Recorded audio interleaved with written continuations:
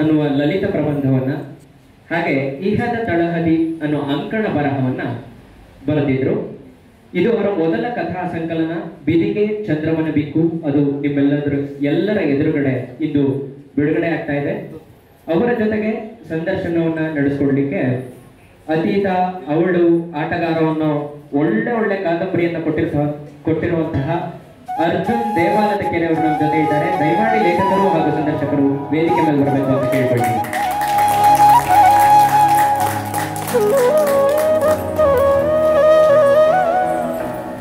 ನಮಸ್ಕಾರ ಎಲ್ರಿಗೂ. ನ್ಯೂಜಿಲೆಂಡ್ ಮತ್ತು ಇಂಡಿಯಾ ಮ್ಯಾಚ್ ನಡೀತದೆ. 5 ವಿಕೆಟ್ ಹೋಗಿದೆ. ಸೊ ನಂತರ ನೀವು ಕೂಡ ಭಾಳ ಜನ ಕ್ಲಿಕ್ ಓಪನ್ ಮಾಡ್ಕೊಂಡು ನೋಡ್ತಾ ಇದ್ದೀರಾ. ವಿಕೆಟ್ ಹೋದರೆ ಹಂಗೆ ಒಂದು ಸಿಗ್ನಲ್ ಕೊಡ್ತಾ ಇರಿ ನಮ್ಮ ಮಾತಿನ ಮುಂದೆ. First of all thanks so much. ನೀವೆಲ್ಲ ಸಾಹಿತ್ಯ ಅಭಿಮಾನಿಗಳು ಬಂದಿದ್ದೀರಾ. ನನಗನ್ಸುತ್ತೆ ನೀವೆಲ್ಲ ನಿಜವಾದ ಸಾಹಿತ್ಯ ಅಭಿಮಾನಿಗಳು. ಯಾಕಂತೇಳಿದ್ರೆ ಬಹುಶಃ ನಾನು ಕೂಡ ಬರ್ತಾ ಇರಲಿಲ್ಲ ಇಂಡಿಯಾ ನ್ಯೂಜಿಲೆಂಡ್ ಮ್ಯಾಚ್ನ ಬಿಟ್ಬಿಟ್ಟು ಬಂದಿದ್ದೀರಾ. ಇದು ನಿಮಗೆ ಸಾಹಿತ್ಯದ ಮೇಲಿರುವಂತಹ ಪ್ರೀತಿ ಮತ್ತು ಲೇಖಕರ ಮೇಲಿರುವಂತಹ ನಿಮ್ಮ ಆತ್ಮೀಯತೆಯನ್ನು ತೋರಿಸುತ್ತೆ. ಸಂವಾದವನ್ನು ಪ್ರಾರಂಭ ಮಾಡೋಣ. ನಿಮಗೆ ಶುಭಶ್ರೀ ಭಟ್ ಗೊತ್ತು. ಶುಭಶ್ರೀ ಭಟ್ ಹಿಂದಿನ ನಿಲ್ದಾಣದ ಮುಖಾಂತರ ಗೊತ್ತು. ಶುಭಶ್ರೀ ಭಟ್ ಇಹದ ತಳಹದಿ ಮೂಲಕ ಗೊತ್ತು. ಇವಾಗಲೇ ಬಿಡುಗಡೆ ಆದಂತಹ ಬಿದಿಗೆ ಚಂದ್ರಮನ ಬಿಕ್ಕು ಬಗ್ಗೆ ಗೊತ್ತು. ಸೊ ಇದಕ್ಕಿಂತ ಜಾಸ್ತಿ ಮಾತಾಡೋಣ. ಪುಸ್ತಕನ ನೀವೆಲ್ಲರೂ ಹೇಗಿದ್ರು ಕೊಂಡ್ಕೊಳ್ತೀರಾ, ಆತ್ಮೀಯರು ಅಂತ ಕೊಂಡ್ಕೊಳ್ತೀರಾ, ಮತ್ತೆ ಈ ಪುಸ್ತಕ ಕಾರ್ಯಕ್ರಮಕ್ಕೆ ಬಂದಿದ್ದೀವಿ ಅಂತ ನಾವು ಕೊಂಡ್ಕೊಳ್ತೀರಾ, ಓದ್ತೀರಾ. ಪುಸ್ತಕದ ಬಗ್ಗೆ ಕೂಡ ಮಾತಾಡೋಣ, ಅದನ್ನ ಬಿಟ್ಟು ಕೂಡ ಮಾತಾಡೋಣ. ಸೊ ಹಾಗಾಗಿ ಈ ಕಾರ್ಯಕ್ರಮನ 4 ಸೆಗ್ಮೆಂಟ್ ಅಲ್ಲಿ ಮಾಡೋಣ. ಮೊದಲನೇದು ಬದುಕು ಮತ್ತು ಬರಹ ಅಂತ ಮಾಡೋಣ. ಶುಭಶ್ರೀ ಭಟ್ ಅವರ ಬದುಕು, ಬರಹಗಳ ಬಗ್ಗೆನೇ ನಾವು ತುಂಬಾ ಮಾತಾಡಿರೋದ್ರಿಂದ ಸೊ ಬದುಕಿನ ಬಗ್ಗೆ ಸ್ವಲ್ಪ ತಿಳ್ಕೊಳ್ಳೋಣ. 2ನೇ ಸೆಗ್ಮೆಂಟ್ ಅನ್ನ ಸಾಮಾನ್ಯ ಸಾಹಿತ್ಯ ಅಂತ ಮಾತಾಡೋಣ. ಈಗಿನ ಸಾಹಿತ್ಯ ಲೋಕದ ಆಗು ಹೋಗುಗಳ ಬಗ್ಗೆ ಮಾತಾಡೋಣ. ಹೇಗೆ ಒಂದು ರ್ಯಾಪಿಡ್ ಫೈರ್ ಇಟ್ಕೊಳ್ಳೋಣ, ಒಂದು 10-15 ಕ್ವಶನ್ ಹೇಗೆ. ಸೊ ಪುಸ್ತಕ ಮತ್ತೆ ಸಾಮಾನ್ಯವಾಗಿರೋದನ್ನ ಇಟ್ಕೊಳ್ಳೋಣ. ಕೊನೆಯದಾಗಿ ನಿಮಗೆ ಓದುಗರ ಪ್ರಶ್ನೆಗಳಿಗೆ ಬಿಟ್ಕೊಡ್ತೀನಿ ನಾನು. ದಯವಿಟ್ಟು ಮೊದಲು ಮಾಡಿದಾಗ ಏನು ಮಾಡ್ಬೇಡಿ, ದಯವಿಟ್ಟು ಒಂದು ಸ್ವಲ್ಪ ಕ್ವಶನ್ಸ್ ರೆಡಿ ಮಾಡ್ಕೊಳ್ಳಿ. ನೀವು ಇಷ್ಟು ಈಸಿಯಾಗಿ ಲೇಖಕರ ಕೈಗೆ ಸಿಗಲ್ಲ ಅಂತಾರೆ. ಮೊನ್ನೆ ಯಾರೋ ಫೋನ್ ಮಾಡಿದ್ರು, ಸರ್ ಸಿಗೋಣ ಅಂತೇಳಿ. ಸಿಕ್ಕಾದ್ಮೇಲೆ ಹೇಳ್ತಾರೆ, ಸರ್ ಈಗಿನ ಕಾಲದಲ್ಲಿ ಲೇಖಕರ ಸಿಗೋದು ಹೆಚ್ಚು, ನೀವು ಸಿಕ್ಬಿಡ್ರಲ್ಲ ಅಂತಾರೆ. ಸಿಕ್ಬಿಟ್ಟಿದ್ದಾರೆ, ನೀವು ಯಾಕೆ ಬಿಡ್ತೀರಾ? ಸೊ ರೆಡಿಯಾಗಿ ನೀವು ಕೂಡ ಮ್ಯಾಚ್ಗೆ ಸ್ಟಾರ್ಟ್ ಮಾಡೋಣ. ಸೊ ಮೊದಲನೇ ಪ್ರಶ್ನೆ. ಸೊ ಮೇಡಮ್ ನಿಮ್ಮ ಓಕೆ ಎಲ್ರಿಗೂ ನಮಸ್ಕಾರ. ಲಾಸ್ಟ್ ಮೂಮೆಂಟ್ ಅಲ್ಲಿ ಮ್ಯಾಚ್ ಇದೆ ಅಂತ ನಮಗೂ ಗೊತ್ತಾಯ್ತು. ಆದ್ರೂ ಇಷ್ಟೆಲ್ಲ ಜನ ಬಂದಿದ್ದೀರಾ, ತುಂಬಾ ಖುಷಿ ಆಗ್ತದೆ. ನಿಮ್ಮ ಓದಿನ ಬಗ್ಗೆ ಇರುವ ಆಸಕ್ತಿ, ಪುಸ್ತಕಗಳ ಮೇಲಿರುವ ಆಸಕ್ತಿ ತೋರಿಸ್ತಾ ಇದ್ದೀರಾ. ತುಂಬಾ ಖುಷಿ, ತುಂಬಾ ಧನ್ಯವಾದಗಳು. So thank you so much. ಧನ್ಯವಾದಗಳು. ಸೊ ನಿಮಗೆ ಮೊದಲನೇ ಪ್ರಶ್ನೆ, ನೀವು ನಿಮ್ಮ ಪುಸ್ತಕದ ಬಗ್ಗೆ, ಲೇಖನಗಳ ಬಗ್ಗೆ, ನಿಮ್ಮ ಅಂಕಣಗಳ ಬಗ್ಗೆ ಸಾಕಷ್ಟು ಜನ ಈಗ ಆಲ್ರೆಡಿ ಓದಿದ್ದಾರೆ. ಸೊ ಅವರಿಗೆ ಗೊತ್ತು ನಿಮ್ಮ ಬಗ್ಗೆ.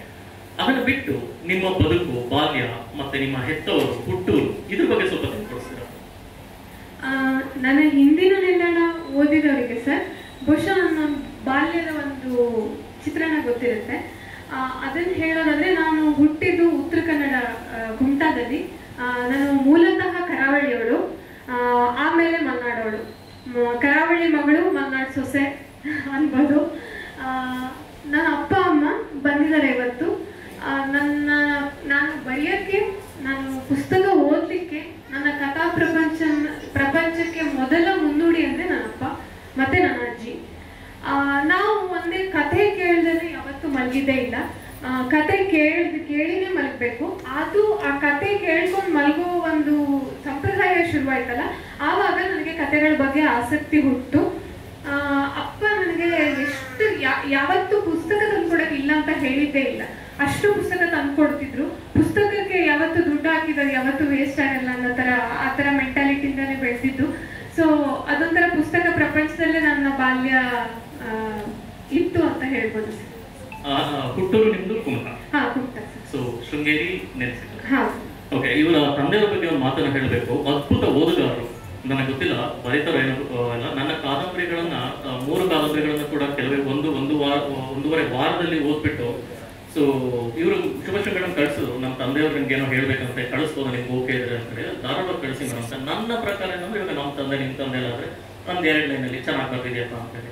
ಸೊ ಇಂಗ್ಲೀಷಲ್ಲಿ ಎಷ್ಟು ಚೆನ್ನಾಗಿ ಬರ್ದು ಕಳಿಸಿರೋ ಒಂದು 2 ಪ್ಯಾರಾಗ್ರಾಫ್ನ ನಾನು ಕಂಪ್ನಿ ವೈಸ್ ಪ್ರೆಸಿಡೆಂಟ್, ಮೋಸ್ಟ್ಲಿ ನಾನು ಅಷ್ಟು ಫ್ಲೂಯೆಂಟ್ ಇಂಗ್ಲೀಷ್ ಮಾತಾಡೋಕ್ಕಾಗಲ್ಲ ಅನ್ಸುತ್ತೆ. ಅಷ್ಟು ಬ್ಯೂಟಿಫುಲ್ ಆಗಿ ಬರ್ತಿರ್ತಾರೆ. ಮತ್ತೆ ದ ವೇ ಅವರು ಎಕ್ಸ್ಪ್ರೆಸ್ ಮಾಡಿದ ರೀತಿ ಇತ್ತರ ಕಥೆಗಳ ಬಗ್ಗೆ, ಆ ಕಾದಂಬರಿಯ ಒಳವುಗಳ ಬಗ್ಗೆ ಅವರು ಪರಿಚಯ ಮಾಡ್ಕೊಂಡ ರೀತಿ ಇದೆಯಲ್ಲ, ತುಂಬಾ ಅದ್ಭುತವಾಗಿತ್ತು. ಒಂದು ದೊಡ್ಡ ಚಪ್ಪಾಳೆ ಬರಬೇಕು ಅಂತ ಒಂದು ಹಿರಿಯ ಓದುಗರಿಗೆ. ಸೊ ಕಾಣಿಸ್ತಾ ಇದೆ. ಸೊ ಇದು ಸುಭಾಷ್ ಮೇಡಮ್ ಅವರ ಇಲ್ಲಿಂದ ಬಂತು ಅಂತ ಹೇಳಿದ್ರೆ ಸೊ ಸರ್ ಇದ್ದಾರೆ. ಸೊ ಅಲ್ಲಿಂದ ಬಂದಿರುವಂತಹ ಕಲೆ ಇದು. ಮೇಡಮ್ ಮುಂದುವರಿಸ್ತಾ ಹಿಂದಿನ ನಿಲ್ದಾಣ ಆಯ್ತು, ಇಹದ ತಳಹದಿ ಆಯ್ತು, ಒಂದು ಲೇಖನಗಳ ಸರಮಾಲೆ, ಇನ್ನೊಂದು ಅಂಕಣಗಳ ಸರಮಾಲೆ. ಸೊ ಮುಂದಿನ ನಿಮ್ಮ ಪುಸ್ತಕ ಬಹುಶಃ ಎಲ್ಲ ಓದುಗರು ಅನ್ಕೊಂಡಿದ್ರು ಮತ್ತೊಂದು ಲೇಖನಗಳ ಅಥವಾ ಅಂಕಣಗಳ ಸರಮಾಲೆ ಬರುತ್ತೆ ಅಂತಾರೆ. ಇದಕ್ಕಿದಂಗೆ ಕಥೆಗಳ ಜಂಪ್ ಆಗ್ತೀರಾ? ಯಾಕಂದ್ರೆ ನಾನು ನೀವು ಫಸ್ಟ್ ಒಂದು ಪೋಸ್ಟರ್ ಬಿಟ್ಟಾಗ ಏನಿರ್ಬೋದು ಯೋಚಿಸಿ ಅಂತ ಬಿಟ್ಟಾಗ ಯಾವಾಗ ಹೇಳಿದ್ರು ಬೆಂಗಳೂರು ಡೈರಿ ಇರಬೇಕು. ಯಾಕಂದ್ರೆ ನೀವು ಆ ಬೆಂಗಳೂರು ಡೈರಿ ಒಂದು ಹೆಸರಲ್ಲಿ ಶೀರ್ಷಿಕೆ ಅಡಿಯಲ್ಲಿ ಕೆಲವಷ್ಟು ಲೇಖನಗಳನ್ನ ಬರೀತಾ ಇರ್ತಾರೆ. ಸೊ ಬಹಳಷ್ಟು ಜನ ಅನ್ಕೊಂಡಿದ್ದು ಬೆಂಗಳೂರಿನ ಡೈರಿ ಅಂಕಣಗಳ ಬರ ಆಗುತ್ತೆ ಅಂತ ಹೇಳ್ಬಿಟ್ಟು. ಆದ್ರೆ ಸಡನ್ ಆಗಿ ನೀವು ಕಥೆಗೆ ಶಿಫ್ಟ್ ಆಗ್ತೀರಾ. ಸೊ ಕಾರಣ? ಸರ್, ನಾನು ಬರವಣಿಗೆ ಶುರು ಮಾಡಿದ್ದೆ ಕಥೆಗಳಿಂದ. ನನಗೆ ಗೊತ್ತಿಲ್ಲ ಎಷ್ಟು ಜನ ನಂಬ್ತಿರೋ ಅಂತ. ನಾನು PUC ಇದ್ದಾಗ ನಂದು ಮೊದಲ ಕತೆ ಪ್ರಿಯಾಂಕಾದಲ್ಲಿ ಬಂತು. ಆವಾಗ ನಾನು MGM ಹಾಸ್ಟೆಲಲ್ಲಿ ಇದ್ದೆ ಉಡುಪಿಯಲ್ಲಿ. ವಾರಕ್ಕೊಂದ್ಸಲ ಫೋನ್ ಮಾಡ್ಬೇಕಿತ್ತು ಅಷ್ಟೇ ಮನೆಗೆ. ನನ್ನ ಫಸ್ಟ್ ಕತೆ ಪ್ರಿಯಾಂಕಾದಲ್ಲಿ ಬಂತು. ಅದನ್ನ ಅಪ್ಪ ಕದ್ದು ಮುಚ್ಚಿ ಪೋಸ್ಟ್ ಮಾಡಿದ್ದು. ಬಿಕಾಸ್ ಅಮ್ಮಂಗೆ ಸ್ವಲ್ಪ ಕೋಪ ಇತ್ತು, ಓದೋದ್ ಬಿಟ್ಟು ಕತೆ ಬರೀತಾಳೆ, ಕತೆ ಪುಸ್ತಕ ಓದ್ತಾಳೆ ಅಂತ ತುಂಬಾ ಕೋಪ ಇತ್ತು. ಅದಕ್ಕೆ ಫುಲ್ ಸಪೋರ್ಟ್ ಮಾಡಿದ ಅಪ್ಪ. ಅವರು ಪೋಸ್ಟ್ ಮಾಡಿ ಬರ್ತಿದ್ರು. ಎಷ್ಟೋ ಪೋಸ್ಟ್ ಆವಾಗ ವಾಪಸ್ ಬರೋದು ರಿಜೆಕ್ಟ್ ಆಗ್ಬಿಟ್ಟು. ಆದ್ರೂ ಅದನ್ನ ಅಪ್ಪ ಏನು ಹೇಳ್ತಾ ಇರ್ಲಿಲ್ಲ, ಅದನ್ನ ಹಾಗೆ ಇಟ್ಕೋತಿದ್ವಿ. ಫಸ್ಟ್ ಕತೆ ಬಂದಿದ್ದು ನಂದು ಪ್ರಿಯಾಂಕಾ ಮ್ಯಾಗಝಿನ್ ಅಲ್ಲಿ, ಪ್ರಿಯಾಂಕಾ ಮಾಸಪತ್ರಿಕೆ ಅಂತ ಗ್ರಹಶೋಭ ತರ ಒಂದು ಮ್ಯಾಗಝಿನ್ ಬರ್ತಿತ್ತು. ಅದರಲ್ಲಿ ಅದು ಪುಸ್ತಕದ ಜೊತೆ ಒಂದು ಟಿ ಕಸ್ತೂರಿ ಅವರು ಒಂದು ಇನ್ಲ್ಯಾಂಡ್ ಲೆಟರ್ ಅಲ್ಲಿ ಬರೆದಿದ್ರು. ಕಥಾ ಪ್ರಪಂಚಕ್ಕೆ ಹೊಸಬರು ನೀವು, ಸ್ವಾಗತ, ಕತೆಗಳ ಸವಾಸ ಯಾವಾಗ್ಲೂ ಇರ್ಲಿ, ಅಕ್ಕರೆ ಇದೆ ನಮ್ದು ಅಂತ ಹೇಳಿ ಮನಿ ಆರ್ಡರ್ ಕೂಡ ಕಳಿಸಿದ್ರು. ಆವಾಗ ಅಪ್ಪ ಅಮ್ಮನಿಗೆ ಅದು ಖುಷಿ ಇದೆಯಲ್ಲ, ಅದು ನನಗೆ ಕಥಾ ಪ್ರಪಂಚದಲ್ಲಿ ಮೊದಲನೇ ಒಂದು ನಾನು ಅಲ್ಲಿ ಕತೆಗಾರ್ತಿಯಾಗಿ ಗಟ್ಟಿಯಾಗಿ ನಿಲ್ಬೇಕು ಅನ್ನೋದು ನನಗೆ ಅವಾಗಿಂದನೂ ಇತ್ತು. ಆದ್ರೆ ನನಗೆ ಗೊತ್ತಿಲ್ಲ ಅದನ್ನು ಹೇಗೆ ಅಂತ. ಕತೆಗಳಿಗಿಂತ ಮುಂಚೆ ಬೇರೆ ಪುಸ್ತಕಗಳು ಬಂತು. ಇದೇ ಫಸ್ಟ್ ಮೊದಲು ಬರ್ಬೇಕಿತ್ತು. ನಿಜ ಹೇಳ್ಬೇಕು ಅಂದ್ರೆ ಸ್ವಲ್ಪ ಲೇಟ್ ಆಯ್ತು ಅಷ್ಟೇ. ಸರ್, ನಿಮಗೆ ಒಂದು ಪ್ರಶ್ನೆ. ಸೊ ಎಷ್ಟು ಬಯಸ್ಕೊಂಡಿದ್ದೀರಾ ಮೇಡಮ್ ಕೈ ಮಗಳ ವಿಷಯಕ್ಕೋಸ್ಕರ? ಬೈತಾನೆ ಇರ್ತಾರಲ್ಲ, ಬಿಡಿ ಸರ್ ಎಲ್ಲ ಮನೆ ಮುಂದುವರಿತಾ ಏನಿದು ಬಿದಿಗೆ ಚಂದ್ರಮನ ಬೇಕು ಅಂದ್ರೆ ಇದು ಕಥಾ ಸಂಕಲನ. ಸುಮಾರು 18 ಕಥೆಗಳು. ಬಿದಿಗೆಗೆ ಮುಂಚೆ 7 ಕಥೆಗಳಿದೆ, ಆಮೇಲೆ 11 ಕಥೆಗಳಿದೆ ಬಿದಿಗೆ ನಂತರ ಅಂತ ಹೇಳ್ಬಿಟ್ಟು. ಓವರಾಲ್ ಆಗಿ ಹೇಳ್ಬೇಕು ಅಂತ ಹೇಳಿದ್ರೆ ಬಿದಿಗೆ ಚಂದ್ರಮನ ಹುಟ್ಟು ಹೇಗೆ? ಸರ್, ನಾನು ಅಲ್ಲಿ ನಮ್ಮೂರಲ್ಲಿ ಕರಾವಳಿ ಗುಂಟದಲ್ಲಿ ನಾನು ಒಂದಿಷ್ಟು ಜನ, ನಮ್ದು ಹಾಲಕ್ಕಿ ಅಂತ ಒಂದು ಸಮುದಾಯ ಇದೆ, ಅವರು ನನಗೆ ತುಂಬಾ ಆಪ್ತ. ಅವರು ಅಲ್ಲಿ ಹೆಣ್ಮಕ್ಳು ಅನುಭವಿಸೋ ಕಷ್ಟ ಇದೆಯಲ್ಲ, ಅದ್ರ ಮುಂದೆ ಮತ್ತೆ ಯಾವುದೂ ಇಲ್ಲ. ಅವ್ರು ಎಲ್ಲೂ ಹೇಳ್ಕೊಡಲ್ಲ. ಆದ್ರೆ ಎಷ್ಟು ಗಟ್ಟಿ ರೀತಿಯರು ಅಂದ್ರೆ ಅದು ನೋಡಿದವರಿಗೆ ಗೊತ್ತು. ಇವನ್ ಗಂಡ ಕುಡ್ಕೊಂಡ್ ಬಂದ್ ರಾತ್ರಿ ಹೊಡಿತಾ ಇರ್ತಾರೆ, ಅವ್ರಷ್ಟು ನಾರ್ಮಲ್ ಆಗಿ ನೆಕ್ಸ್ಟ್ ಡೇ ಕೆಲ್ಸಕ್ಕೆ ಹೋಗ್ತಾರೆ. ಅವ್ರ ಬದುಕನ್ನ ನೋಡೋ ರೀತಿನೇ ಬೇರೆ. ಅವ್ರೇನು ನಾನು ಸಬಲೆ ಅಬಲೆ ಆ ತರದ್ ಯಾವ್ದೋ ಕಾನ್ಸೆಪ್ಟ್ ಇಲ್ಲ ಅವರಿಗೆ. ನನ್ನ ಬದುಕು ನಾನು ಕಟ್ಕೋಬೇಕು, ನನ್ನ ಮಕ್ಕಳ ಸಲುವಾಗಿ ನಾನು ಬದುಕಬೇಕು ಅನ್ನೋದೊಂದು ಅವ್ರ ಬದುಕಿದೆಯಲ್ಲ, ಅದನ್ನ ತೀರಾ ಹತ್ರದಿಂದ ನೋಡಿದೀನಿ. ಬಿದಿಗೆ ಚಂದ್ರಮನ ಬೇಕು ಒಂದು ಕಥೆಯ ಹೆಸರು, ಶೀರ್ಷಿಕೆ. ಅದರಲ್ಲಿ ಇಬ್ರು ಸ್ನೇಹಿತೆಯರು ಬರ್ತಾರೆ. ಅವರು ಹೇಗೆ ಆಪ್ತ, ಒಬ್ರಿಗೊಬ್ರಿಗೆ ಹೇಗೆ ಹೆಗಲ ಆಗ್ತಾರೆ, ಅವರ ದುಃಖಗಳಿಗೆ ಅವರ ಬಿಕ್ಕಿಗೆ ಹೇಗೆ ಹೆಗಲ ಆಗ್ತಾರೆ ಅನ್ನೋದು. ಮತ್ತೆ ಆ ಶೀರ್ಷಿಕೆ ಏನಕ್ಕೆ ಅಂತಂದ್ರೆ ಬಿದಿಗೆ ಚಂದ್ರಮ ಅಂದ್ರೆ ಅರ್ಧ ಚಂದ್ರ, ಅದು ಪೂರ್ಣ ಆಗುದು ಈ ತರ ಬಿಕ್ಕುಗಳಿಂದ. ಅದೊಂಥರ ಸಾಂಕೇತಿಕವಾಗೂ ಅದನ್ನೇ ಇಡೋಣ ಅಂತ ಅನ್ನಿಸ್ತು. ಯಾಕಂದ್ರೆ ಬಿದಿಗೆ ಒಂದೊಂದೇ ಕಷ್ಟಗಳನ್ನು, ಜೀವನದ ಒಂದೊಂದೇ ಮಜಲುಗಳನ್ನು ದಾಟ್ತಾನೆ ಪೂರ್ಣ ಆಗ್ಬೇಕು ನಾವು.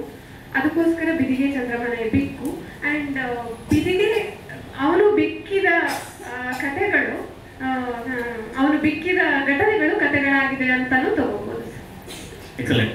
ಮೊದಲನೇ ಜೋರಾದ ಚಪ್ಪಾಳೆ.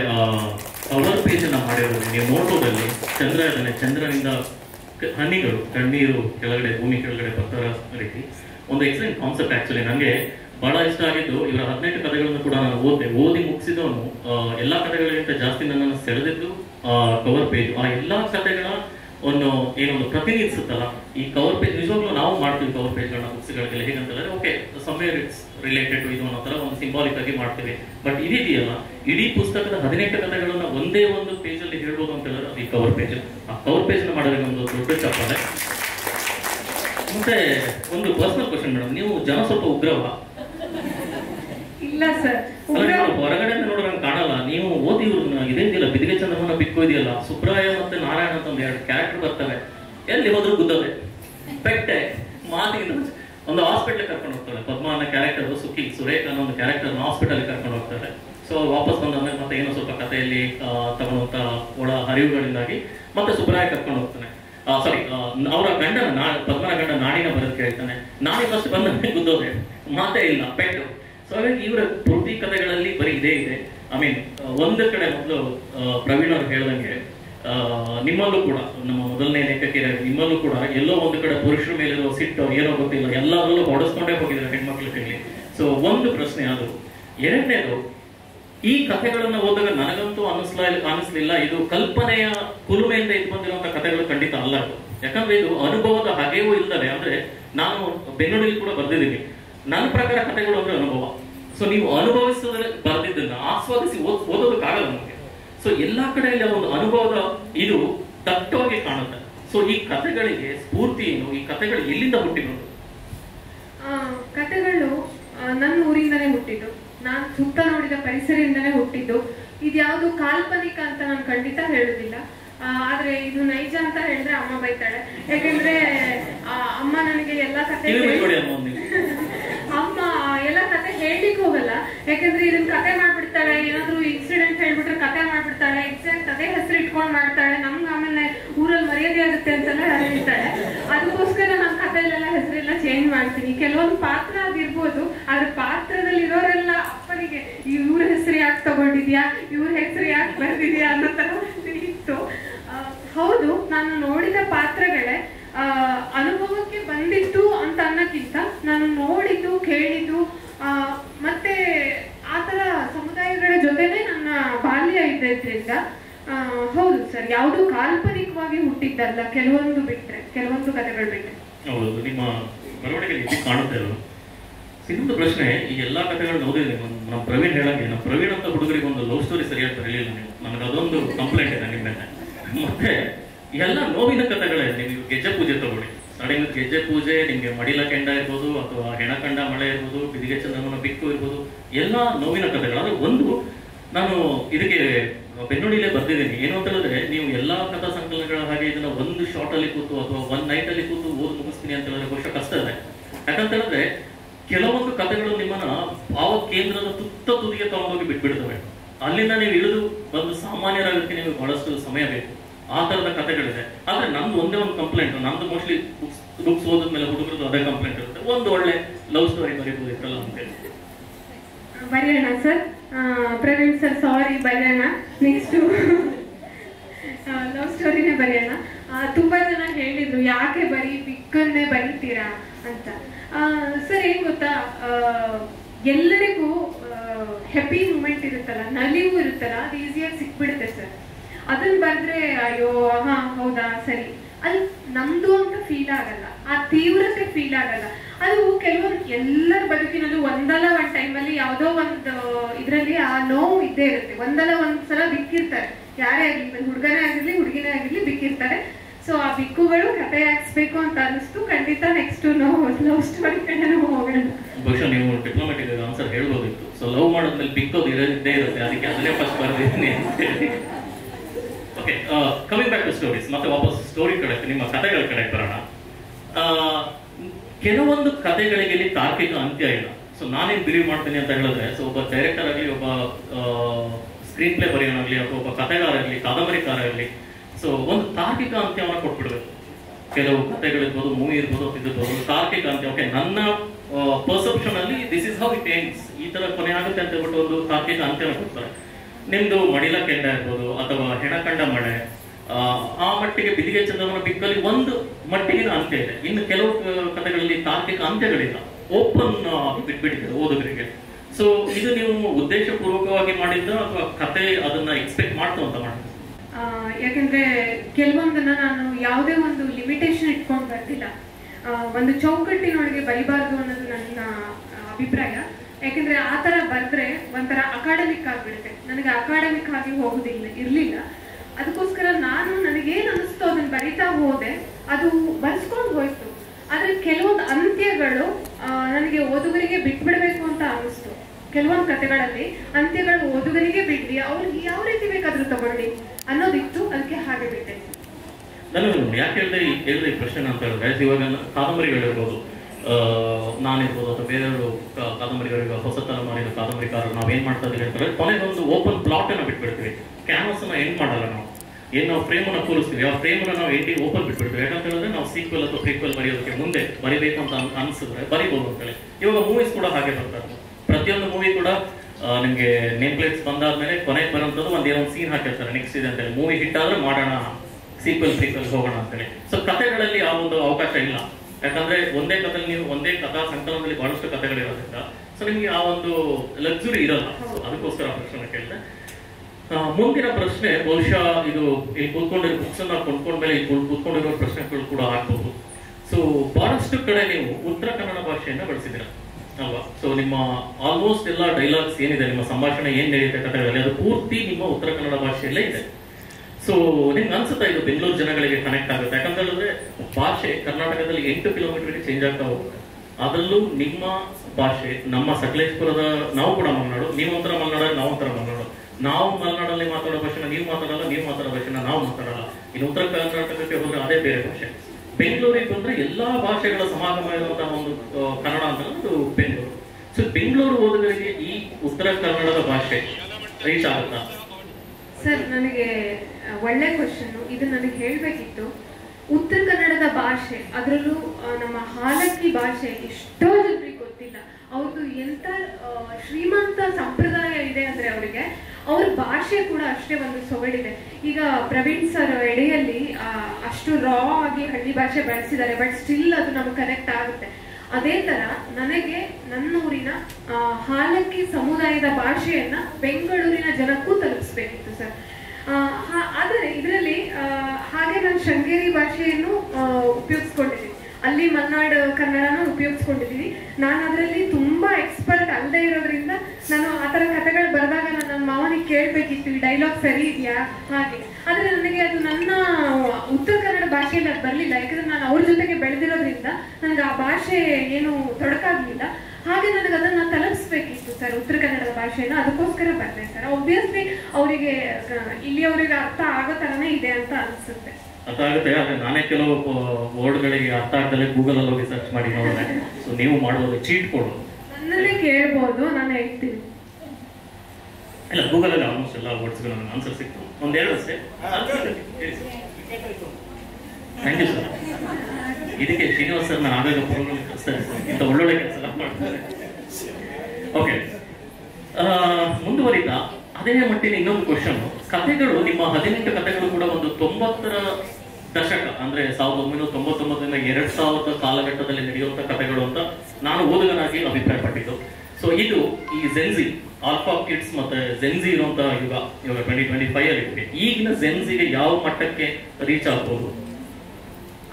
ಇದು ಕಥಾ ಸಂಕಲನ ಬರುವಾಗ ನನಗೂ ಈ ಗೊಂದಲ ಇತ್ತು ಸರ್. ನಾನು ರತೀಶ್ ಸರ್ ಹತ್ರ ಹೇಳಿದ್ದೆ, ನನಗೆ ಈ ಶೀರ್ಷಿಕೆ ಇಡುವಾಗಲೂ ನನಗೆ ಗೊಂದಲ ಇತ್ತು.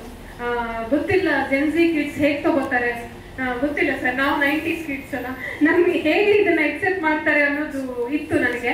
ಆದ್ರೆ ಬಂದ ಪ್ರತಿಕ್ರಿಯೆ ಇತ್ತಲ್ಲ, ಅದು ತುಂಬಾ ಚೆನ್ನಾಗಿತ್ತು ಸರ್. ಎಲ್ಲರೂ ಜೆನ್ಜಿ ಕಿಡ್ಸ್ ತುಂಬಾ ಜನ ಓದಿದ್ದಾರೆ, ಅಭಿಪ್ರಾಯ ತಿಳಿಸಿದ್ದಾರೆ, ಅವರು ತಮ್ದು ಅಂತ ಒಪ್ಕೊಂಡಿದ್ದಾರೆ.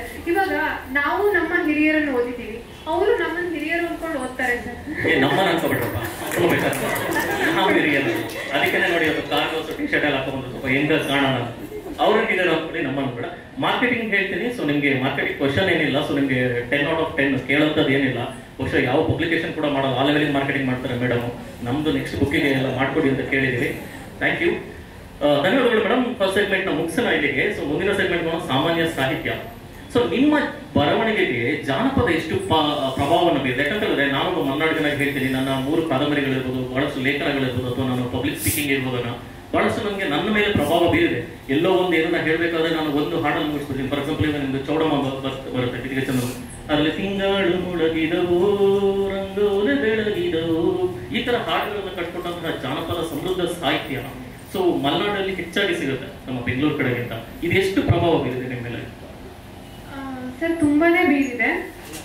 ಅದೇ ಹೇಳ್ದಂಗೆ ನಮ್ಮ ಹಾಲಕ್ಕಿ ಸಮುದಾಯನೇ ತಗೋತಿದ್ದೆ. ನನಗೆ ಅವ್ರು ತುಂಬಾ ಆಗ್ತಾ ಸರ್. ನಾನು ಪ್ರತಿಯೊಂದು ಆನ್ಸರಲ್ಲೂ ಅವರನ್ನ ತಗೊಂಡು ಬರ್ತಾ ಇದೀನಿ. ಅವ್ರದ್ದು ತುಂಬಾ ಶ್ರೀಮಂತ ಸಂಪ್ರದಾಯ. ಒಂದೊಂದು ಸಂಪ್ರದಾಯಕ್ಕೂ ಒಂದೊಂದು ಅರ್ಥ ಇದೆ ಸರ್. ಬ್ರಹ್ಮನ ಬಹುಶಃ ಯಾರು ಆರಾಧಿಸಲ್ಲ, ಗೊತ್ತಿಲ್ಲ, ಎಷ್ಟೋ ಜನ ಗೊತ್ತಿಲ್ಲ ಬ್ರಹ್ಮನ ಆರಾಧಿಸ್ತಾರೆ. ದೇವಸ್ಥಾನನೇ ಇಲ್ಲ, ಅವ್ರ ಹತ್ರ ಇದೆ. ಅವರು ಒಂದು ಗುಡ್ಡದಲ್ಲಿ ಯಾರು ಬ್ರಹ್ಮನ ಹೇಗಿರ್ತಾನೆ ನಾವು ಜಸ್ಟ್ ಇಮ್ಯಾಜಿನ್ ಮಾಡ್ಕೊಳ್ತೀವಿ, 3 ತಲೆ ಇದೆ ಅಂತ. ಅವರು ಬ್ರಹ್ಮನ ಅವ್ರು ಇಮ್ಯಾಜಿನ್ ಮಾಡ್ಕೊಂಡು ಅವರು ಪೂಜೆ ಮಾಡೋ ರೀತಿನೇ ಬೇರೆ. ಅವರು ಬ್ರಹ್ಮನ್ಗೆ ಬೊಮ್ಮ ಅಂತಾರೆ. ಅವರು ಆತರ ಹಾಲಕ್ಕಿ, ಸುಗ್ಗಿ, ಕೆಂಡ ಹಾಯೋದು, ಆ ಥರದೆಲ್ಲ ತುಂಬಾ ಅದು ನನಗೆ ಪ್ರಭಾವಿಸಿದೆ ಸರ್. ಜನಪದ ತುಂಬಾ ಪ್ರಭಾವಿಸಿದೆ.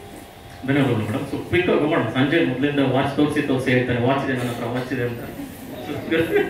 ಓಕೆ, ಈ ಕ್ವಶನ್ ನೀವು ಪಾಸ್ ಮಾಡ್ಬೋದು. ನಿಮಗೆ ಆನ್ಸರ್ ಹೇಳ್ಬೇಕಂದ್ರೆ ಸ್ವಲ್ಪ ನಿಮಗೆ ಮನಸ್ಸಿಗೆ ಒಪ್ಪುತ್ತಿಲ್ಲ, ಗೊತ್ತಿಲ್ಲ. ಎಲ್ಲರಿಗೂ ಗೊತ್ತಿರೋದು ಒಂದು ಸೀರಿಯಸ್ ಪ್ರಶ್ನೆ ಏನು ಅಂತಂದ್ರೆ, ಇವತ್ತಿನ ಓದುಗ ಇರ್ಬೋದು, ಪ್ರಕಾಶಕ ಇರ್ಬೋದು, ಪಂಥಗಳ ಹಂಗಿಗೆ ಬಿದ್ದು ಓದ್ತಾನೆ, ಪಂಥಗಳ ಹಂಗಿಗೆ ಬಿದ್ದು ಬರೀತಾನೆ, ಪಂಥಗಳ ಹಂಗಿಗೆ ಬಿದ್ದು ಪ್ರಕಟಣೆ ಮಾಡ್ತಾನೆ. ಇದು ಜಗತ್ಸತ್ಯ. ಇದನ್ನ ಯಾರು ಇಲ್ಲಿ ಕೂತ್ಕೊಂಡ್ರೆ ಯಾರು ಸುಳ್ಳು ಅನ್ನಕ್ಕಾಗಲ್ಲ. ಯಾಕಂದ್ರೆ ಹಿಂದೆ ಇವಾಗ ಕೆಲವು ತಿಂಗಳ ಮುಂದೆ, ಒಂದೂವರೆ ತಿಂಗಳ ಮುಂದೆ ಒಂದು ಯಾರೊಬ್ರು ಮುನ್ನುಡಿ ಬರ್ಸ್ಕೊಂಡು ಬುಕ್ಕಿಗೆ ಬರ್ಕೊಟ್ಟಾಗ ಅದ್ಭುತ ಕಥೆಗಳಿತ್ತು. ಓದಿ ಅವರಿಗೆ ಒಂದು ಕಥೆನ ಕೋಟ್ ಮಾಡಿ ಹೇಳಿದ್ರೆ ಸೂಪರ್ ಆಗಿದೆ ಕಾಣೋಯ್ತು, ಈ ಕಥೆ ಹಿಟ್ ಆಗುತ್ತೆ ನೋಡು ಅಂತೇಳಿ. ಪುಸ್ತಕ ಆಗಿ ಬಂದ್ಮೇಲೆ ಆ ಕಥೆನೇ ಇಲ್ಲ. ಕೆಲವರು ಇಲ್ಲ ಸರ್, ಇದು ಯಾವುದೋ ಒಂದು ಪಂಥದವರಿಗೆ ನೋವಾಗುತ್ತೆ ಅಂತೇಳಿ ಪ್ರಕಾಶಕರು ತಪ್ಪಿಸಿದ್ರು ಅಂತೇಳಿ.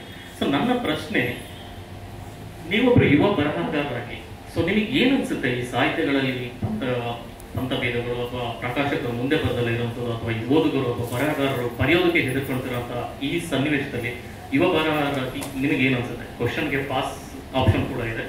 ಇಲ್ಲ, ನಾನು ಪಾಸ್ ತಗೊಳ್ಳಲ್ಲ. ಯಾಕೆಂದ್ರೆ ನನಗೆ ಪಂಥ, ಬಲ ಎಡ ಅದೆಲ್ಲ ನನಗೇನು ಗೊತ್ತಾಗದೇ ಇಲ್ಲ. ಫಸ್ಟ್ ಆಫ್ ಆಲ್ ನಾನು ಇದರಲ್ಲಿ ವೆರಿ ಪುವರ್. ನಾನು ನೇರ ಸರಳ. ನನ್ಗಿಂತವೆಲ್ಲ ಎಂತಲೂ ಗೊತ್ತೂ ಆಗಲಿಲ್ಲ. ಡೈರೆಕ್ಟ್ ಆಗಿ ಯಾರಾದ್ರೂ ಬಂದ್ರೆ ಹೇಳಿದ್ರೆ ಹೌದಾ ಹೀಗ ಅಂತ ಅನ್ನೋಷ್ಟು ನಾನು ಗೊತ್ತಾಯ್ತು ಬಿಡಿ. ನೀವು ಪುಸ್ತಕದಲ್ಲಿ ಮಾತ್ರ ಉಗ್ರ, ಇಲ್ಲಿ ಉಗ್ರ ಅಂತ ಗೊತ್ತಾಯ್ತು. ಮುಂದುವರಿತೀನಿ. ಸಾಕಷ್ಟು ಜನ ಯುವಕರಿದ್ದಾರೆ ಇಲ್ಲಿ, ಯುವ ಬರಹಗಾರ ಆಗ್ಬೇಕು ಅಂತ ನಾವು ಬಹಳಷ್ಟು ಜನ ಬಂದಿರ್ಬೋದು. ಸೊ ಅವರಿಗೆ ಒಂದು ಸಲಹೆ ಅಂದ್ರೆ, ಅವರ ತಯಾರಿ ಹೇಗಿರ್ಬೇಕು? ನಾನು ಯಾವಾಗಲೂ ಒಂದು ಹೇಳ್ತೀನಿ, ನಮ್ಮ ಪುಸ್ತಕಗಳಿಗೆ ನಾವು 200 ರೂಪಾಯಿ ಬೆಲೆ ಕಟ್ಬೋದು. ಆ 200 ರೂಪಾಯಿ ಇಲ್ಲಿಂದ ಬರುತ್ತೆ ಅಂತ ನಮ್ಗೆ ಗೊತ್ತಿಲ್ಲ. ಒಂದು ಕಾಪಿ ನಮಗೆ ಒಂದು ಕಾಪಿ ಹೋಯ್ತು, ಆ ಕಾಪಿನ ಯಾರು ಕೊಡ್ತಾರೆ ಅಂತ ಗೊತ್ತಿಲ್ಲ. ಪೆಟ್ರೋಲ್ ಬಂಕ್ ಅಲ್ಲಿ ಕೆಲಸ ಮಾಡೋ 5,000 ರೂಪಾಯಿ ಕೆಲಸ ಮಾಡೋದು ಕೊಂಡಿರ್ಬೋದು, ಕೂಲಿ ಕೆಲಸ 2,500-3,000 ಮಾಡೋದು. ಆ 200 ರೂಪಾಯಿ ಎಲ್ಲಿಂದ ಬಂತು ನಮ್ಗೆ ಗೊತ್ತಿಲ್ಲ. ನಮಗೆ 200 ರೂಪಾಯಿ ಏನು ಆಗಲೇ ಇರ್ಬೋದು. ಆದ್ರೆ ಆ 200 ರೂಪಾಯಿ ಯಾರೋ ಒಬ್ಬಂದು ಒಂದು ವಾರದ ದುಡಿಮೆ ಆಗಿರ್ಬೋದು, ಒಂದು ದಿನದ ದುಡಿಮೆ ಆಗಿರ್ಬೋದು, ಅಂತವ್ರು ನಮ್ಮ ಪುಸ್ತಕವನ್ನ ಕೊಂಡಾಗ ಅವನಿಗೆ ಮೋಸ ಆಗ್ಬಾರ್ದು. ಎಷ್ಟೋ ಜನ ಸ್ವಾರ್ಥಕ್ಕೋ, ಸ್ವೇಚ್ಛೆಗೋ, ದಾಸ್ಯಕ್ಕೋ ಬರ್ತಾರೆ. ಯಾರೋ ಒಬ್ರು ಇವತ್ತು ಅರ್ಜುನ್ ದೇವಲ್ಕರ್ ಒಂದು ಬುಕ್ ಬರದ ಅಂತ ಹೇಳ್ಬಿಟ್ಟು ನಾನೊಂದು ಬರೀಬೇಕು ಅಂತೇಳಿ, ಅಥವಾ ಇನ್ನೊಬ್ಬರು ಬರ್ದ ಅಂತ ಹೇಳ್ಬಿಟ್ಟು ಅರ್ಜುನ್ ದೇವಲ್ಕರ್ ನಾನೇನು ಕಮ್ಮಿ ಅಂತ ನಾನೊಂದು ಬುಕ್ ಬರೆಯೋದು. ಈ ತರ ಕಾಲಘಟ್ಟದಲ್ಲಿ ನಿಂತಿರ್ಬೇಕಂದ್ರೆ ಸೊ ನನಗೆ ಬಹಳ ಸಲ ಅನ್ಸುತ್ತೆ, ಯುವಕರು ತಯಾರಿ ಇಲ್ದಲ್ಲ ಇವತ್ತು ಬರ್ತಾರೆ.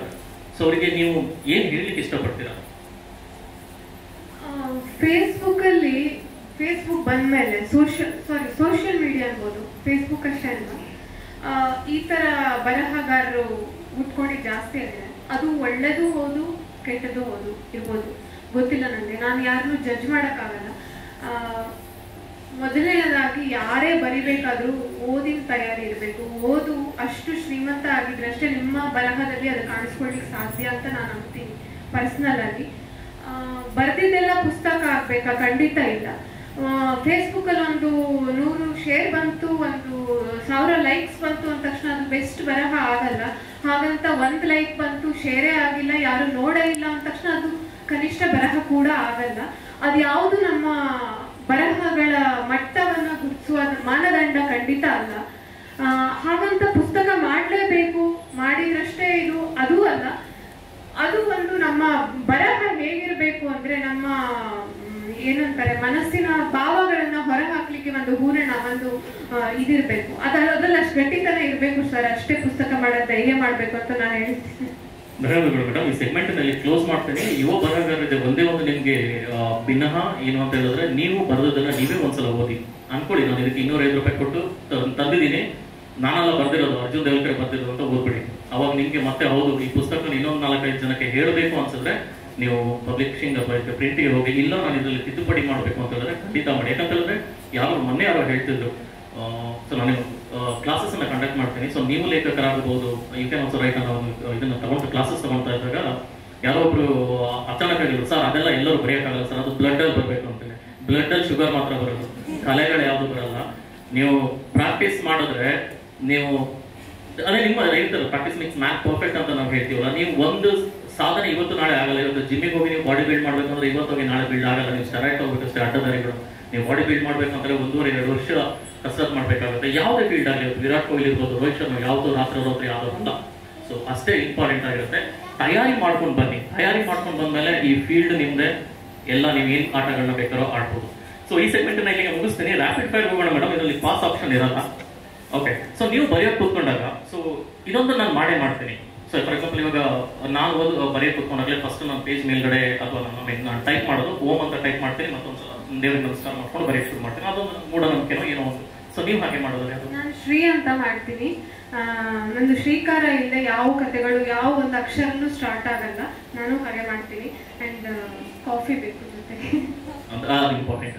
ಸೊ ಎರಡನೇ ಪ್ರಶ್ನೆ ನಿಮಗೆ, ನಾನು ಇಲ್ಲಿ ಕೂತ್ಕೊಂಡು ಬರೋದ್ರೆ ಸಖತ್ತಾಗಿ ಬರ್ತೀನಿ, ಆತರ ಯಾವ್ದಾದ್ರು ಜಾಗ ಇದೆಯಾ? ನನಗೆ ಆತರ ಯಾವ್ದು ಜಾಗ ಇಲ್ಲ. ಬೇಕಾದ್ರೆ ಇಲ್ಲೇ ಕುತ್ಕೊಂಡು ಬರಿ ಅಂದ್ರು ಬರಿತೀನಿ. ಆದ್ರೆ ನನಗೆ ಬರೆಯೋ ಮನ್ಸ್ ಬೇಕು. ಮತ್ತೆ ನಾನು ಬರ್ತಿದ್ದನ್ನ ಯಾರು ಇಣಕ್ಬಾರ್ದು. ಅದು ನಮ್ಮ ಮನೇಲಿ ಎಲ್ರಿಗೂ ಗೊತ್ತು. ಇವಾಗ ನನ್ನ ಮಗ ಕೂಡ ಬರೆಯೋಲ್ಲ ನಾನು ಬರಿತಾ ಇದ್ದೀನಿ ಅಂದ್ರೆ. ಅಷ್ಟೇ, ನನಗೆ ಬರೆಯುವಾಗ ಯಾರು ಬರ್ದಾದ್ಮೇಲೆ ನೋಡ್ಬೋದು. ಬರೆಯುವಾಗ ಹೀಗೇನ್ ಬರೀತಿದ್ಯಾ ಅಂತ ನೋಡಿದ್ರು ಆಗಲ್ಲ ನನಗೆ. ಸೊ ತುಂಬಾ ಸಲ ಓದಿದ್ದೀನಿ ಈ ಪುಸ್ತಕನ, ಆದ್ರೆ ಮತ್ತೆ ಮತ್ತೆ ಓದ್ಬೇಕು ಅನ್ಸುತ್ತೆ ಈ ಪುಸ್ತಕ ಅಂತ ಹೇಳಿದ್ರೆ ಯಾವ ಪುಸ್ತಕ? ಮಲೆಗಳಲ್ಲಿ ಮದುಮಗಳು. ಓಕೆ, ಮುಂದಿನ ಪ್ರಶ್ನೆ, ನಿಮ್ಮಿಷ್ಟದ ಹಳೆ ಮತ್ತು ಹೊಸ ಕಾದಂಬರಿಕಾರರು ಯಾರು? ಹಳೆ ಕಾದಂಬರಿಗಾರರು ಅಂದ್ರೆ ಕುವೆಂಪು, ತೇಜಸ್ವಿ. ಹೊಸ ಕಾದಂಬರಿಗಾರರು ಅಂದ್ರೆ ನೀವೇ ಸರ್. ಮೇಡಮ್ ಒಂದು ಜ್ಯೂಸ್ ಹೇಳ್ರಪ್ಪ. ಓಕೆ, ಈ ಒಂದು ಪುಸ್ತಕದ ಈ ಸಾಲು ನನ್ನನ್ನು ಯಾವಾಗಲೂ ಕಾಡ್ತಾ ಇರುತ್ತೆ. ಫಾರ್ ಎಕ್ಸಾಂಪಲ್ ಇವಾಗ ನನ್ನ ನಾವೆಲ್ಲ ಓದೋರು ತುಂಬಾ ಜನ ಹೇಳ್ತಾರೆ, ನನ್ನ 3 ನಾವೆಲ್ಗಳಿದ್ರು ಕೂಡ ಮೊದಲನೇ ನಾವೆಲ್ಲ ಎಲ್ಲರೂ ನೆನೆಸ್ಕೊಂತಾರೆ. ಪ್ರೀತಿಸುವ ಹೃದಯದ 2 ಇಂಚು ಕೆಳಗೆ ಹಸಿಯುವ ಹೊಟ್ಟೆ ಇದೆ ಅಂತೇಳಿ ಯಾವ ಪ್ರೇಮಿಗಳು ಮರಿಬಾರ್ದು ಅಂತ ಬರ್ತಿದ್ದನ್ನ ನೆನೆಸ್ಕೊಂತಾರೆ. ಸೊ ಹಾಗೆ ನೀವು ಒಂದು ಸಾಲನ ನೆನೆಸ್ಕೋಬೇಕು ಒಂದು ಪುಸ್ತಕದಿಂದ ಅಂತ ಹೇಳಿದ್ರೆ ಯಾವ್ದನ್ನ ನೆನೆಸ್ಕೊಂತೀರಾ?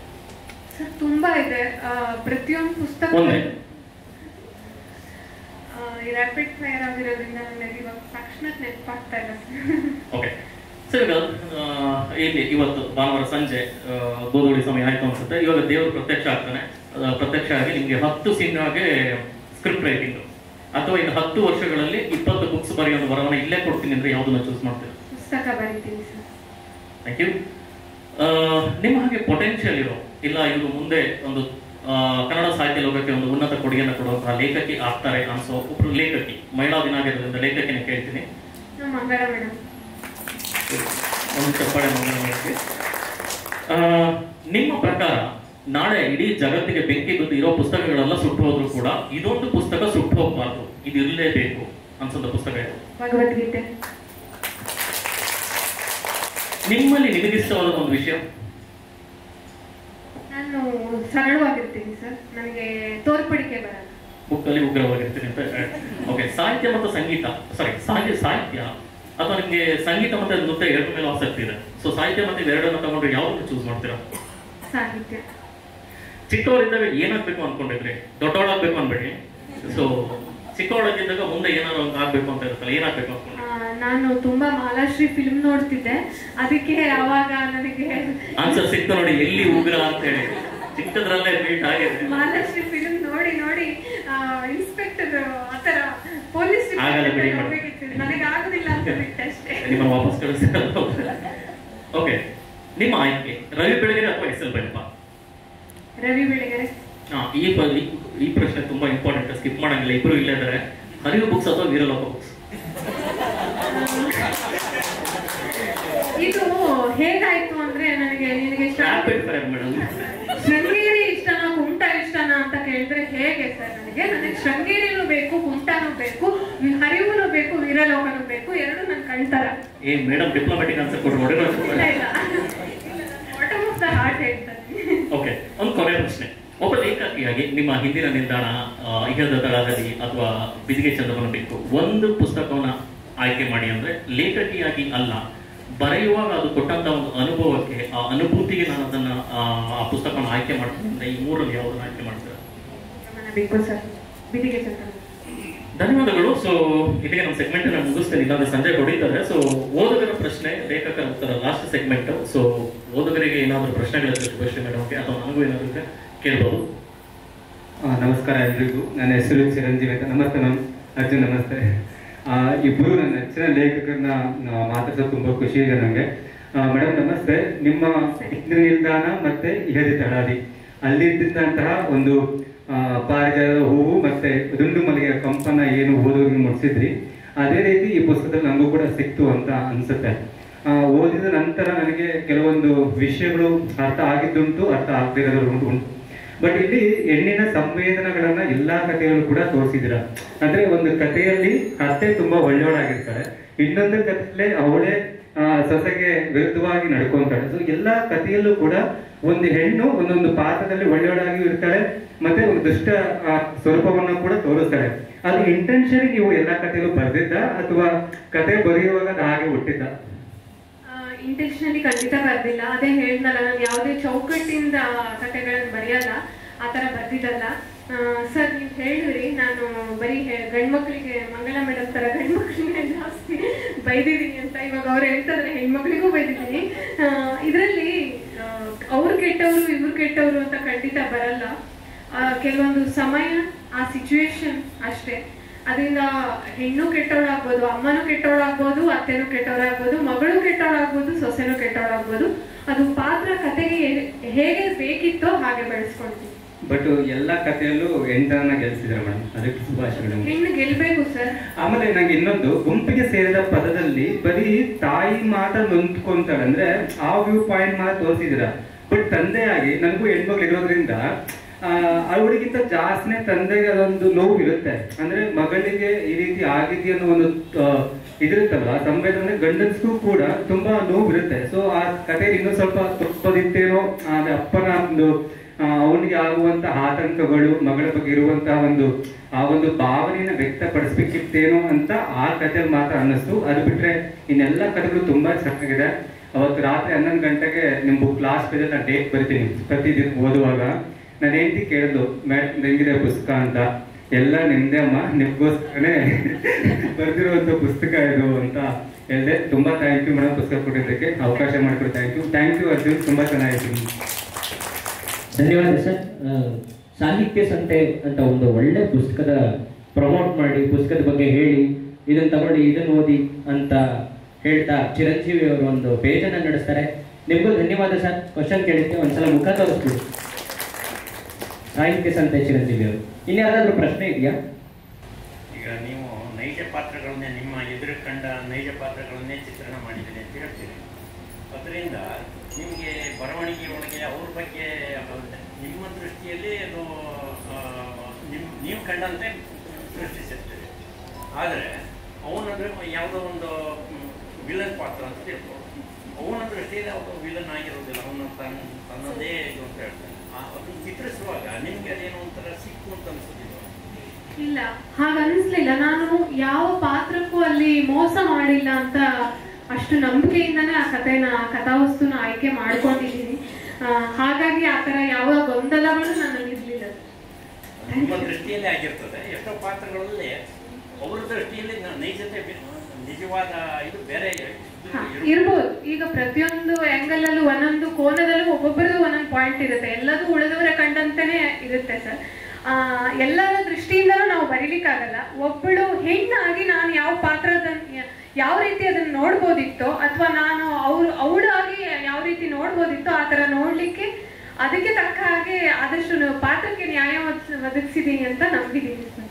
ನಾನು ಯಾಕೆ ಕೇಳಿದೆ ಅಂದರೆ, ನಾನೇ ನನ್ನ ಆಟೋ ಬಯೋಗ್ರಫಿ ಬರೆದಿದ್ದೇನೆ, ನನ್ನಷ್ಟಕ್ಕೆ ನಾನು ನೋಡ್ಕೊಂಡಿದ್ದೇನೆ. ಅದ್ರೊಳಗೆ ಎಷ್ಟೋ ನೈಜ ಪಾತ್ರಗಳು ನಾನು ಬಿಡಬೇಕಾದ ಪ್ರಸಂಗ ಮತ್ತು ಆ ಘಟನೆಗಳನ್ನು ಹೇಳದೆ ಹಾಗೆ ಬಿಡಬೇಕಾದ ಪ್ರಸಂಗ ಮತ್ತು ಯಾಕೆಂದ್ರೆ ಅದು ನಾವು ಅವ್ರನ್ನ ಫೇಸ್ ಮಾಡಬೇಕಲ್ಲ ಮುಂದೆ. ಹಾಗಾಗಿ ಅದಕ್ಕೆ ನನ್ನ ಅಮ್ಮ ಯಾವಾಗೂ ಬೈತಾಳೆ ನನಗೆ. ನಾನು ಕತೆ ಹೇಳ್ಬಿಟ್ರೆ ಅದನ್ನೇ ಬರ್ದ್ಬಿಟ್ಟು ಎಕ್ಸಾಕ್ಟ್ ಹಂಗಂಗೆ ಹೆಸರಿಟ್ಬಿಟ್ರೆ ಅವ್ರಿಗೆ ಗೊತ್ತಾಗ್ಬಿಡುತ್ತೆ, ಆಮೇಲೆ ನಾವು ಊರಲ್ಲಿ ಇರ್ಬೇಕು ಅಂತ. ನಾನು ಅದಕ್ಕೆ ಆ ತರ ತಗೊಳ್ಳಿಲ್ಲ, ಪರಿಸರವನ್ನೇ ಚೇಂಜ್ ಮಾಡಿ ಬರ್ದಿದ್ದು ಉಂಟು.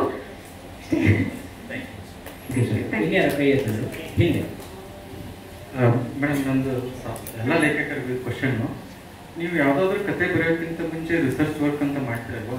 ಸೊ ನೀವು ಹೇಳಿದ್ರಿ ಒಬ್ಬ ಹೆಣ್ಮಗಳು ಕಷ್ಟಪಡೋದನ್ನ ನಾನು ನೋಡಿದ್ದೀನಿ ಅಕ್ಕಪಕ್ಕ, ಸೊ ಅದನ್ನು ನೋಡಿ ಅದನ್ನ ಕತೆಗಾಗಿ ಮಾಡ್ತೀನಿ ಅಂತ. ಬೇರೆ ಯಾರಾದರೂ ಓದೋರು ಬೇರೆ part of the Karnataka, like ಉತ್ತರ ಕರ್ನಾಟಕ ಒಂದು ಸಣ್ಣ ಹಳ್ಳಿಯಿಂದ ಬಂದವರಿದ್ರು ಅಂತ ತಿಳ್ಕೊಳ್ಳಿ. ಅವ್ರು ಓದಬೇಕಾದ್ರೆ ನೀವು ಪ್ರಸ್ತಾವನೆ ಮಾಡಿರೋ ಕತೆಗಿಂತ ಕಷ್ಟಪಟ್ಟವ್ರು ಅವರೇ ಇದ್ದರೆ ಅವರಿಗೆ ಅನ್ಸುತ್ತೆ ಇದಕ್ಕಿಂತ ಜಾಸ್ತಿ ನಾನೇ ಕಷ್ಟಪಟ್ಟಿದ್ದೀನಿ, ಇವರೇನು ಕಷ್ಟಪಟ್ಟಿದ್ದೀನಿ ಅಂತ ಹೇಳ್ತಿದ್ದಾರೆ ಅಂತ ಅನ್ಸುತ್ತೆ. ಸೊ ನೀವು ರಿಸರ್ಚ್ ಮುಗಿತು ಇನ್ಮೇಲೆ ಬರೆಯೋಕ್ಕೆ ಸ್ಟಾರ್ಟ್ ಮಾಡ್ತೀನಿ ಅಂತ ಯಾವಾಗ ಡಿಸೈಡ್ ಮಾಡ್ತೀರಾ? Basically at least within Karnataka, Kannada ಪುಸ್ತಕ ಇರೋದ್ರಿಂದ ವಿದಿನ್ ಕರ್ನಾಟಕ ಆಯಿತು, ನಾನು ಬಾಟಮ್ ಆಫ್ ದ ರಿಸರ್ಚ್ ಹೋಗಿದ್ದೀನಿ, ಇನ್ಮೇಲೆ ಬರೆಯಬಹುದು ಅಂತ ಡಿಸೈಡ್ ಮಾಡ್ತಿರಲ್ಲ, ಅವಾಗ ಯಾವಾಗ ಡಿಸೈಡ್ ಮಾಡ್ತಿರಲ್ಲ? ನಿಮ್ಮದೇ ಒಂದು ಜೀವನ ಸಾಕ ಅಥವಾ ಬೇರೆಯವ್ರನ್ನ ಕೇಳಿ ಹೇಳಿ ಅಥವಾ ಹೋಗಿ ಖುದ್ದಾಗಿ ನೋಡಿ ಮಾಡಿ ರಿಸರ್ಚ್ ಮಾಡಿ ಆಮೇಲೆ ಡಿಸೈಡ್ ಮಾಡ್ತೀರಾ? ಆ ಥರ ಅಕಾಡೆಮಿಕ್ ರಿಸರ್ಚ್ ಎಲ್ಲ ನಾನು ಯಾವತ್ತೂ ಮಾಡಿಲ್ಲ. ಏನಂದ್ರೆ ನನಗೆ ಕತೆಗಳು, ನನ್ನ ಕತೆ ಬರೆಯೋದೇ ಅದು ಕತೆಗಳು ಕಾಡಿಸಿದಾಗ. ಕತೆ ಯಾವ ರೀತಿ ಕಾಡಿಸ್ಬೇಕು ಅಂದ್ರೆ ನಾನ್ ನಂಬಿದ್ದು, ನೀವು ಕೂತ್ರು ನಿಂತ್ರು ಊಟ ಮಾಡ್ತಾ ಇದ್ರು ಮಲಗಿದ್ರು ಇಲ್ಲ ನನಗೆ ಇವತ್ತು ಬರೀಲೇಬೇಕು, ಇದನ್ನ ಬರೆದ್ರೆ ನಾನು ನಿರಾಳ ಆಗೋದು ಅಂದಾಗಷ್ಟೇ ಕತೆ ಬರೀತೀನಿ, ಅವಾಗಷ್ಟೇ ಕತೆ ಹುಟ್ಟಕ್ ಸಾಧ್ಯ. ಯಾರೋ ಬರೀ ಅಂದ ತಕ್ಷಣ ಅಥವಾ ಇದ್ರ ಮೇಲೆ ಬರೀ ಅಂದ ತಕ್ಷಣ ನನಗೆ ಖಂಡಿತ ಕತೆ ಹುಟ್ಟಿಲ್ಲ ಇವತ್ತಿನ ತನಕ. ಆ ತರ ಹುಟ್ಟಿದ ಕತೆಗಳು ತುಂಬಾ ಕೆಟ್ಟದಾಗ ಕೂಡ ಇತ್ತು, ಅದನ್ನ ಇಲ್ಲಿ ಸೇರಿಸಿಲ್ಲ ಅಷ್ಟೇ ಸರ್. ನಾನು ಯಾವುದೇ ರಿಸರ್ಚ್ ಅಲ್ಲ, ನಾನು ಹತ್ರದಿಂದ ನೋಡಿ ಆ ಘಟನೆಗಳು, ಆ ಸನ್ನಿವೇಶ, ಆ ಪಾತ್ರ ನನ್ನನ್ನು ಕಾಡಿಸಿದ್ರಷ್ಟೇ ನಾನು ಬರೀತೀನಿ, ಇಲ್ಲಾಂದ್ರೆ ಬರೆಯಲ್ಲ. ಅನ್ಸ್ಬೋದು ಇದು ಏನ್ ಇಷ್ಟು ಸಿಂಪಲ್ ಆಗಿದೆ, ಅದಕ್ಕಿಂತ 100 ಪಟ್ಟು ಕಷ್ಟ ನಾನು ಅನುಭವಿಸಿದ್ದೀನಿ ಅಂತ. ಆ ಥರ ಇರ್ಬೋದು. ಆ ಥರ ನೋಡಿದ್ದನ್ನು ನಾನು ನೋಡಿದ್ರೆ ಬಹುಶಃ ಬರೀತಿದ್ನೇನೋ, ನಾನು ನೋಡಿದ್ದೆ ಕಾರಣ ನಾನು ನೋಡಿದಷ್ಟೇ ಬರೆಯಕ್ಕೆ ಸಾಧ್ಯ ಅಷ್ಟೇ. ಧನ್ಯವಾದ ಸರ್. ಒಂದು ಪ್ರಶ್ನೆಗೆ ಸೂಕ್ಷ್ಮ ಉತ್ತರ ಹೇಳಬೇಕು ಅಂದ್ರೆ ಸರ್, ಹಸಿವು, ಬಡತನ ಮತ್ತೆ ಅವಮಾನ ಇದು ಕರ್ನಾಟಕ ಜಗತ್ತಿನ ಯಾವ ಮೂಲೆ ಹೋದ್ರೂ ಒಂದೇನೆ. ಸನ್ನಿವೇಶಗಳು ಬೇರೆ ಇರ್ಬೋದು, ನಿಮಗೆ ಬೇರೆ ಒಂದು ಸನ್ನಿವೇಶದಲ್ಲಿ ಅವಮಾನ ಆಗಿರ್ಬೋದು, ನನಗೊಂದು ಸನ್ನಿವೇಶದಲ್ಲಿ ಅವಮಾನ ಆಗಿರ್ಬೋದು. ಈ ಲೇಖಕ ನಾನು ಎಲ್ಲಿ ಇಂಪಾರ್ಟೆಂಟ್ ಆಗ್ತಾನೆ ಅಂದ್ರೆ, ಸೊ ನನಗಾದ ಅವಮಾನವನ್ನ ಹೇಳ್ತಾ ನಿಮ್ಮ ಅವಮಾನವನ್ನ ಆಗಿದ್ದ ಘಟನೆನ ನೆನಪಿಸ್ತೀವಲ್ಲ, ಅದಷ್ಟೇ ಕತೆ. ಸೊ ಅಲ್ಲೇ ಕತೆ ಹುಟ್ಟೋದು, ಅಲ್ಲೇ ಕತೆ ಮುಗಿಯೋದು. ಧನ್ಯವಾದ. ಇನ್ಯಾರಾದ್ರೂ ಪ್ರಶ್ನೆ ಇದೆಯಾ? ಸೊ ಇದುವರೆಗೆ ಸಂವಾದ ಕಾರ್ಯಕ್ರಮವನ್ನು ನಡೆಸಿಕೊಳ್ತಂತಹ ಅರ್ಜುನ್ ದೇವಾಲಕೆರೆ ಅವರಿಗೆ ಹಾಗೆ ಲೇಖಕರಾದಂತಹ ಶುಭಶ್ರೀ ಭಟ್ ಅವರಿಗೆ ಅನಂತ ಧನ್ಯವಾದಗಳು.